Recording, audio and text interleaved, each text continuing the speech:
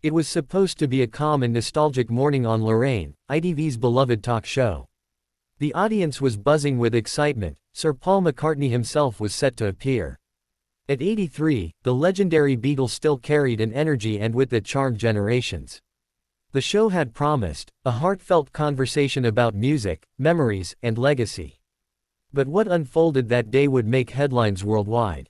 Lorraine Kelly, known for her warm and polite interviewing style, greeted him with her usual smile. "Paul, it's such a joy to have you here again," she began. 83 years young, and you're still performing, still creating. What keeps you going?" Paul chuckled lightly. "Music, Lorraine. It's in my blood. I'll probably be writing tunes in my sleep when I'm gone."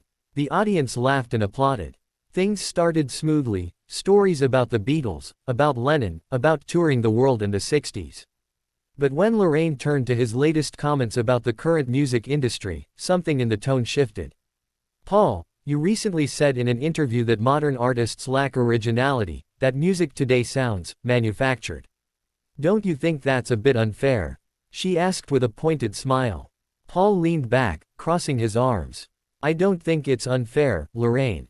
It's just true. Most songs today are written by committees, not people with guitars in their bedrooms. There's too much technology and not enough heart."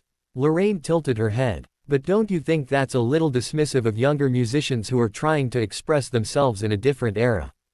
"Different era or not," Paul interrupted, his tone firm, "music should mean something. Not just sell sneakers or go viral on TikTok." The audience murmured. Lorraine smiled awkwardly, sensing tension. "Well, some might say you're being a bit out of touch."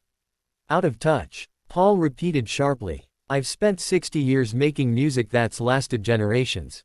If that's out of touch, I'll take it." Lorraine blinked, taken aback. "I didn't mean to offend." "You did, though," Paul said bluntly. "You invited me here to talk about my life, not to lecture me about what's relevant. I know what real music is." The studio grew quiet. Cameras caught Lorraine's uneasy expression, but she tried to keep things professional. "Paul, I respect your legacy immensely. But surely you can appreciate how the world has evolved. Music changes, just like people do." Paul smiled tightly. "Music evolves, yes. But truth doesn't. You can dress it up, auto-tune it, market it, but if there's no soul, there's no song." Lorraine glanced toward the producers, clearly receiving cues through her earpiece. The tension was palpable. She attempted to steer the interview toward lighter ground. "All right," she said with forced cheer, "let's talk about your upcoming tour." But Paul wasn't done. "No, let's finish this. You see, Lorraine, I've been doing interviews for decades. I can tell when someone's trying to trap me with modern buzzwords." "I'm not trying to trap you, Paul," Lorraine replied calmly. "I'm trying to have a balanced conversation." "Well, balance shouldn't mean disrespect," he snapped, his Liverpudlian accent cutting through the silence. A few gasps came from the audience. Lorraine straightened her papers, clearly uncomfortable. "Sir Paul, maybe we should take a quick break," she suggested. But before she could signal to the crew, Paul removed his microphone. "No need. I think we're done here." Lorraine tried to stop him. "Paul, please, this isn't." He stood up, smiling wryly at the crowd. "I love you all. Keep listening to the real stuff. Not the computer junk." The audience clapped nervously, some cheering, others looking stunned. Paul gave a small wave and walked off stage, leaving Lorraine frozen for a moment before the cameras cut to commercial. The next morning, social media exploded.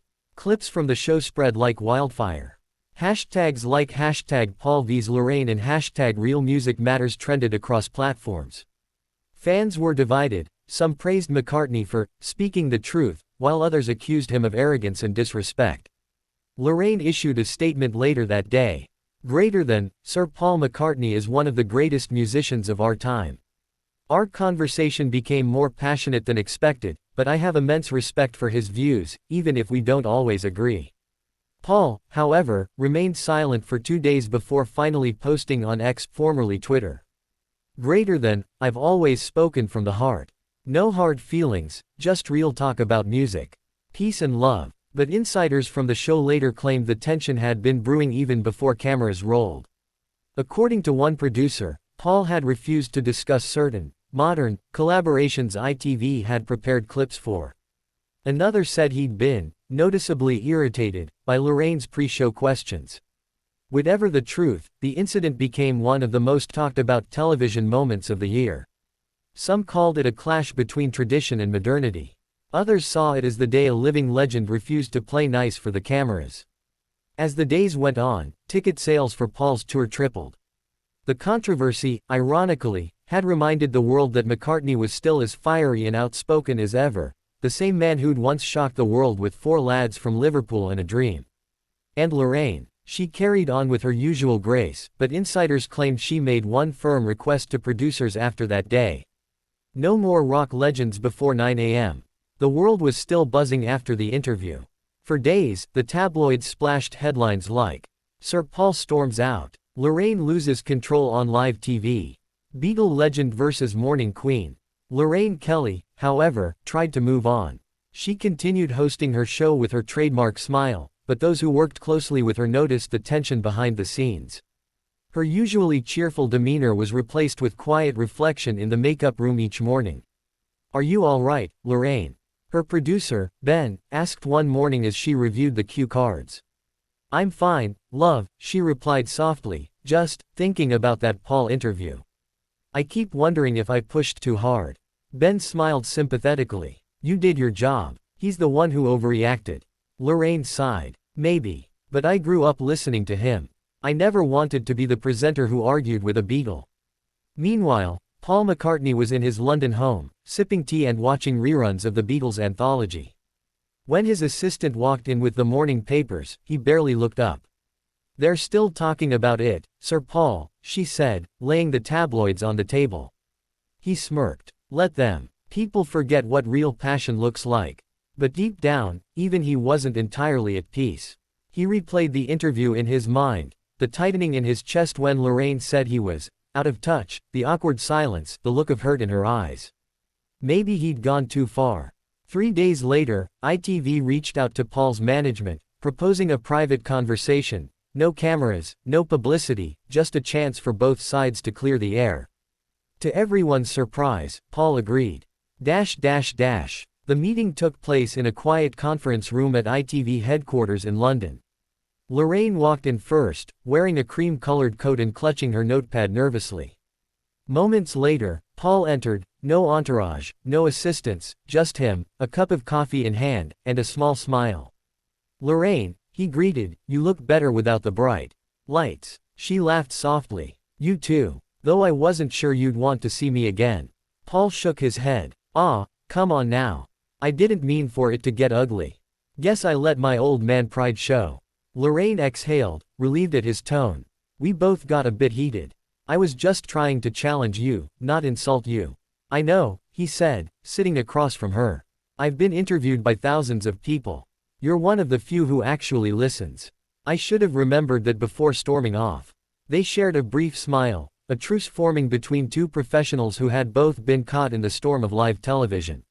Lorraine leaned forward. "You said something on air that's been stuck in my head. About music having soul. Do you really think it's gone?" Paul thought for a moment. "Not gone, just buried. There are kids out there with real talent, real feeling. But the industry doesn't always give them room to breathe. It's not about heart anymore, it's about numbers." Lorraine nodded thoughtfully. "You know, maybe that's the conversation we should have had that morning. Less confrontation, more understanding." Paul chuckled. "Well, maybe we should try again. Properly, this time." She looked up, surprised. "You'd come back on the show." "Why not? Let's give them something better to talk about," he said with a grin. A week later, ITV announced it publicly.